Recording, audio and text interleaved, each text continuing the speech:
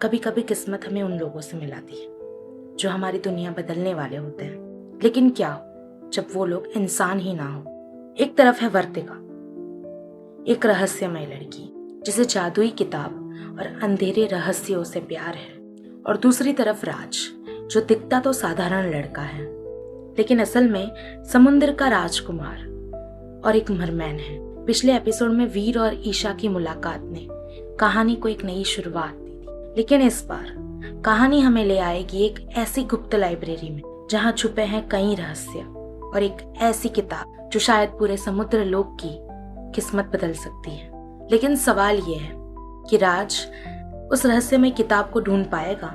क्या होगा जब उसे वर्तिका की असली पहचान पता चलेगी? और क्या ये नई दोस्ती धीरे धीरे प्यार में बदलने वाली है?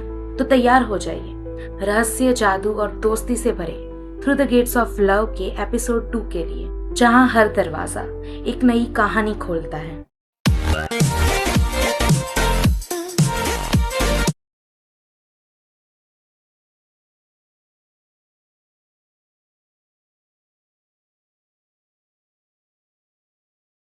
वर्तिका को अलग अलग तरीके की जादुई बुक्स पढ़ने का बहुत शौक था, इसलिए वो जॉन की लाइब्रेरी चली जाती है। वो लाइब्रेरी एक अनोखी लाइब्रेरी होती है क्योंकि वो सिर्फ जादू से जुड़े लोगों को ही पता थी। आम बुक्स का कमरा अलग है और जॉन ने जादुई बुक्स के कमरे को अलग रखा था। वो वहां अपना जादू कर कर किसी के भी पहचान में नहीं आ सकती थी, इसलिए वर्तिका एक स्टूल पर चढ़कर एक बुक ढूंढ रही थी, लेकिन उसका बैलेंस बिगड़ जाता है और वो गिरने ही वाली होती है, इसलिए वो अपनी आंखें बंद कर लेती है। तभी उसे अपनी कमर पर 2 हाथ महसूस होते हैं। वो अपनी आंखें खोलती है तो देखती है राज ने उसे पकड़ लिया था। राज ने उसे गिरने से बचाया था। वो उसकी आंखों में देखती है। उसकी आंखें नीली और गहरी थी। वो तुरंत उससे अलग हो जाती है। कौन हो तुम? और तुम यहाँ क्या कर रहे हो? यही सवाल मैं तुमसे भी पूछ सकता हूँ। ओ हीरो, पहले मैंने पूछा था। ठीक है, लेकिन तुम किसी को भी नहीं बताओगी। ठीक है, वादा करती हूँ किसी को भी नहीं बताऊंगी। मैं समंदर का राजकुमार हूँ, एक मरमैन हूँ। वर्तिका हैरानी से कहती है, मरमैन? हाँ, मरमैन मतलब तुमने मरमेड के बारे में सुना है? अरे जलपरी, जलपरी के बारे में सुना ही होगा। आधा इंसान और आधा मछली हूँ मैं। अच्छा मजाक है। ये मजाक नहीं है। मैं कैसे मान लूं? वर्तिका जोर से हंस पड़ती है।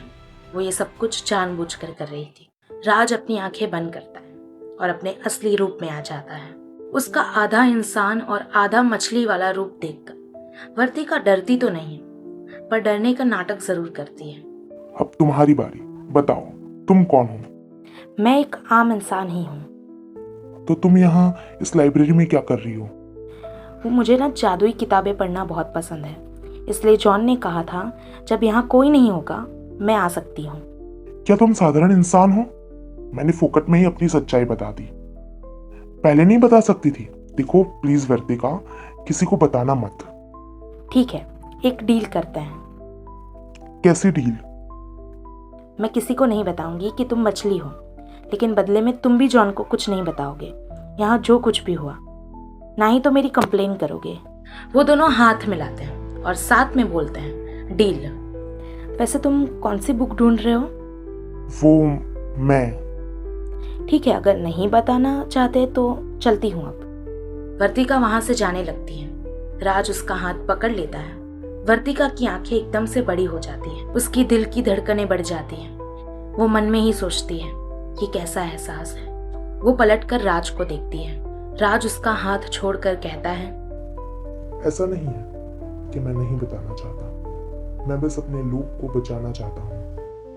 मरने से पहले मेरे दादाजी ने उस किताब के बारे में बताया था। तो तुम यहाँ बस वो किताब को ढूंढने आए हो? फिर किताब मिलने के बाद? मैं वापस अपने लोग चला जाऊंगा। तो तुमने कॉलेज में एडमिशन क्यों लिया? ऐसे ही। वैसे जितने ज्यादा लोग होंगे ज्यादा जल्दी किताब मिलेगी। तो तुम क्या मेरी मदद करोगी? जरूर, आखिर अब तुम हमारे दोस्त जो हो। तो चलो हो जाओ शुरू। उस किताब का नाम है जल लोक के रहस्य। ये नाम सुनकर वर्तिका थोड़ी हैरान हो जाती है। वो दोनों लाइब्रेरी में बुक ढूंढना शुरू कर देते हैं। 3-4 घंटे बाद वो दोनों थक कर जमीन पर बैठ जाते हैं।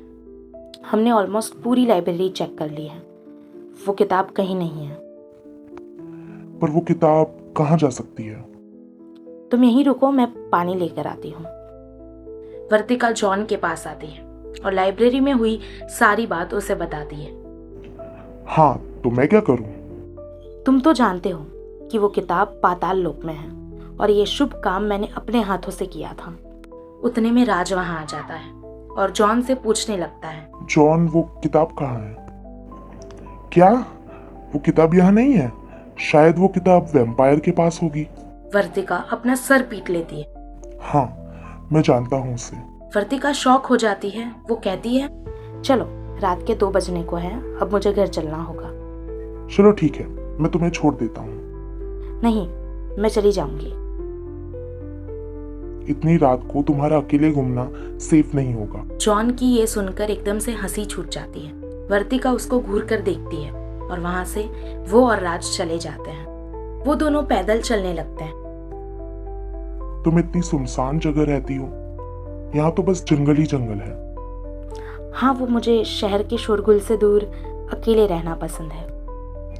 तुम्हारी फैमिली नहीं है क्या? है ना, वो लोग हमारे होम टाउन रहते हैं। वर्तिका का घर आ जाता है। वर्तिका का घर बहुत बड़ा और थोड़ा डरावना होता है। राज उसका घर देखकर कहता है, तुम्हारा घर तो महल जैसा है और थोड़ा डरावना भी लगता है। हाँ, इसलिए मैंने जिमी और वीर के सिवा किसी को भी मेरा घर नहीं दिखाया। इसलिए तुम अकेले आने को कह रही थी। चलो ठीक है, मैं अब हॉस्टल चला जाता हूँ। तो क्या लगता है आप सबको, क्या राज को उसकी किताब मिल पाएगी? क्या होगा जब उसे पता चलेगी वर्तिका की सच्चाई? अगर आपको हमारी ये कहानी पसंद आती है तो सब्सक्राइब कर लीजिए और नई कहानियों के लिए। ये था हमारी कहानी through the gates of love का episode 2। Through the gates of love, हर दरवाजा एक नई कहानी खोलता है।